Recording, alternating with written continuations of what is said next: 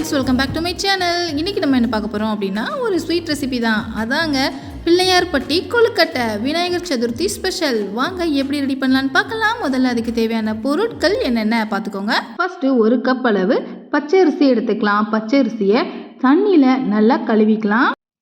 ஒரு 2-3 தடவை வேறு தண்ணி விட்டு இந்த பச்சரிசியை நல்லா அலசிட்டு தண்ணியெல்லாம் வடிகட்டி எடுத்துக்கலாம். பாருங்கள், இந்த மாதிரி அரிசியை ரெடி பண்ணதுக்கப்புறம் இதை தனியாக வச்சுட்டு அடுத்ததாக இன்னொரு பவுலில் 1/2 கப் அளவுக்கு சிறுபருப்பு எடுத்துக்கலாம். பாசிப்பருப்புன்னு கூட சொல்லுவாங்க. இந்த பருப்பை அந்த பவுலில் தட்டிட்டு இதையும் 2-3 தடவை வேறு தண்ணி விட்டு நல்லா அலசி எடுத்துக்கலாம். பிள்ளையார்பட்டி பிள்ளையாருக்கு பிடிச்ச கொழுக்கட்டையை நம்ம ரெடி பண்ணுறதுக்கு இந்த அரிசியும் பருப்பு தான் ரொம்ப முக்கியம். இது ரெண்டுத்தையும் தண்ணியில் நல்லா கழுவிட்டு இந்த மாதிரி தனியாக எடுத்து வச்சுக்கோங்க. அடுத்ததாக அடுப்பில் ஒரு கடாய் வச்சுக்கலாம். கடாயில் தண்ணியில் நல்லா கழுவி வடிகட்டி வச்சுருக்கிற பச்சை அரிசியை சேர்த்துக்கலாம். அடுப்பை மீடியம் ஃப்ளேமில் வச்சுட்டு இந்த அரிசியை நல்லா மொறுமொறுன்னு வர வரைக்கும் வறுத்து எடுத்துக்கலாம். பாருங்கள், இந்த மாதிரி வறுத்ததுக்கப்புறம் அரிசியை எடுத்து இப்படி உடைச்சிங்கன்னா நமக்கு 2 பீஸை கையாலே உடைக்க வரணும். அந்த அளவுக்கு இதை வறுத்ததுக்கப்புறம் இதை ஒரு மிக்சர் ஜாரில் எடுத்து வச்சுக்கலாம். ஃபஸ்ட்டு பச்சரிசியை வறுத்து மிக்சர் ஜாரில் சேர்த்ததுக்கப்புறம் அதே கடாயில் 1/2 கப் அளவு பருப்பை தண்ணியில் கழுவி வச்சுருக்கோம் பார்த்தீங்களா, அந்த பருப்பையும் சேர்த்து வறுத்து எடுத்துக்கலாம். பருப்பை வறுத்துக்கிட்டே இருக்கும்போது செமையாக பருப்புலேருந்து ஒரு வாசனை வரும். அது வரைக்கும் பருப்பை நம்ம வறுக்கணும். பருப்பையும் வறுத்ததுக்கப்புறமா நம்ம மிக்சர் ஜாரில் அரிசியோடு சேர்த்து எடுத்து வச்சிடலாம். அடுத்ததாக 2 ஏலக்காவை அந்த மிக்சர் ஜாரில் சேர்த்துட்டு இப்போ எல்லாத்தையும் கொரகொரப்பாக இருக்கிற மாதிரி அரைச்சா போதும். ரவை எப்படி இருக்கும் அந்த மாதிரி நம்ம அரைச்சாலே போதும். மையாக அரைக்கணும் தேவையில்லை. இப்போ அரைச்ச அந்த பொடியை ஒரு குக்கருக்கு மாற்றிடலாம். குக்கரில் 1 டேபிள் ஸ்பூன் அளவுக்கு நெய்யும் இதோட சேர்த்துடலாம்.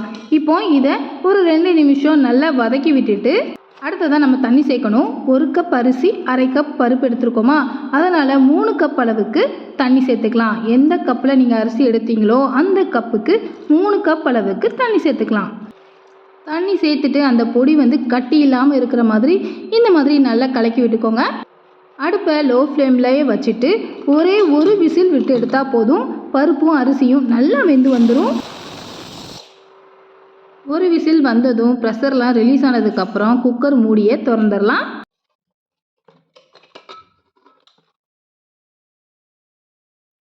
அரிசியும் பருப்பும் சேர்ந்து நல்ல மையாக வந்துருச்சு. பாருங்கள், இந்த மாதிரி நமக்கு நல்லா வெந்திருக்கணும். இதை அப்படியே ஒரு கடாய்க்கு மாற்றிக்கலாம். அதில் 1/2 கப் அளவுக்கு துருவிய தேங்காய் சேர்த்துக்கலாம். அரிசியும் பருப்பும் சேர்த்து 1/2 கப் எடுத்தோமா, அதே அளவுக்கு 1/2 கப் அளவு நாட்டு சக்கரை சேர்த்துக்கலாம். சப்போஸ் நீங்கள் மண்டவளம் சேர்க்குறதா இருந்தீங்கன்னா 1/2 கப் அளவு மண்டவளத்தை 1/2 கப் தண்ணியில் நல்லா கலந்து வடிகட்டி அந்த தண்ணியை இதில் சேர்த்துக்கலாம். டேஸ்ட்டுக்காக ஒரு சிட்டிகை ஒரு பிஞ்ச் அளவு உப்பு சேர்த்துக்கலாம். கடைசியாக 1 டேபிள் ஸ்பூன் அளவுக்கு நெய்யும் சேர்த்துட்டு எல்லாத்தையும் நல்லா கட்டிகள் இல்லாமல் கிளறி விட்டுக்கிட்டே இருக்கணும்.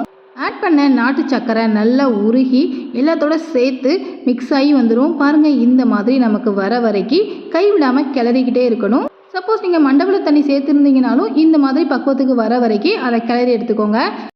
சூடு கை பொறுக்கிற அளவுக்கு வர வரைக்கும் இதை ஆறுனதுக்கப்புறம் இந்த மாதிரி நம்ம கொழுக்கட்டை பிடிச்சிக்கலாம். பொதுவாக பிள்ளையார்பட்டி கோயிலில் இந்த லட்டு மாதிரி தான் கொழுக்கட்டை பிரசாதம் கொடுப்பாங்க. நீங்கள் எந்த ஷேப்பில் உங்கள் வீட்டு பிள்ளையாருக்கு இந்த கொழுக்கட்டையை படைக்கணும்னு நினைக்கிறீங்களோ அந்த ஷேப்புக்கு இந்த மோதகத்தை பிடிச்சிக்கலாம். இந்த மாதிரி உங்கள்கிட்ட ஏதாவது ஒரு அச்சு இருந்ததுன்னா அந்த அச்சில் கூட இந்த மாவை தூக்கி வச்சு நல்லா அமுக்கி ப்ரெஸ் பண்ணி வெளியே எடுத்து நல்ல அழகான அச்சு கொழுக்கட்டையாகவும் ரெடி பண்ணிக்கலாம். மீதம் இருக்கிற மாவையும் இந்த மாதிரி ஏதாவது ஒரு அழகான ஷேப்பில் கொழுக்கட்டையாக பிடிச்சி வச்சிட்டோம்னா பிள்ளையார்பட்டி கொழுக்கட்டை நம்ம வீட்லேயும் தயார்.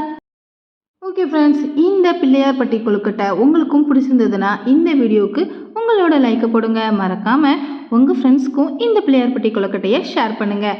இதே மாதிரி ஈஸியான டேஸ்டியான ரெசிபீஸ் உங்களுக்கு வேணும் அப்படின்னா நம்ம சேனலை சப்ஸ்கிரைப் பண்ணிக்கோங்க. பக்கத்தில் இருக்க பெல் ஐக்கானை கிளிக் பண்ணிக்கோங்க. அப்படின்னா தான் இந்த மாதிரி ஈஸியான டேஸ்டியான ரெசிபீஸ் நான் வீடியோஸாக போட்டதும் உங்களுக்கு நோட்டிஃபிகேஷனில் காட்டும். நீங்களும் அந்த வீடியோஸை உடனே பார்த்துட்டு வீட்டில் செஞ்சு சாப்பிட்லாம். இந்த பிள்ளையார்பட்டி கொழுக்கட்டையை நீங்களும் வீட்டில் செஞ்சு பாருங்கள். டேஸ்ட் எப்படி இருக்குன்னு கமெண்ட் செக்ஷனில் கமெண்ட் பண்ணுங்கள். அனைவருக்கும் விநாயகர் சதுர்த்தி நல்வாழ்த்துக்கள். இதே மாதிரி வேறொரு டேஸ்டியான ரெசிபியில் மீண்டும் சந்திக்கலாம். Thank you, bye bye.